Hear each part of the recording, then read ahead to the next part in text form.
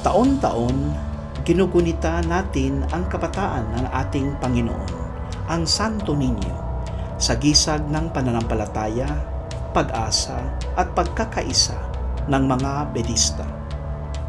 Sa bawat selebrasyon, ramdam natin ang tibok ng puso ng komunidad. Mula sa pamilya, sa simbahan, hanggang sa ating paaralan. Dito natin nakikita ang tunay na misyon, ang pagbabahagi ng pananampalataya sa gawa at sa buhay. Ngayong 2026, isinasabuhay natin ang tema Santo Niño, Puso ng Pananampalataya, Dangal ng Bayan. Isang paanyaya na itulak ang kabutihan, pagkakaisa at katapatan sa bawat hakbang ng ating buhay.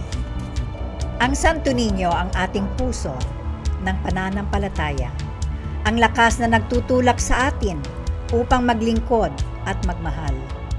At siya rin ang ating dangal ng bayan. Ang karangalang nagbibigay saysay sa ating pagkatao bilang mga anak ng Diyos.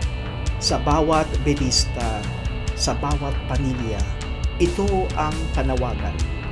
Ituloy ang misyon ng pananampalataya, maging ilaw, maging dangal, maging tunay na alagad ni Santo Niño.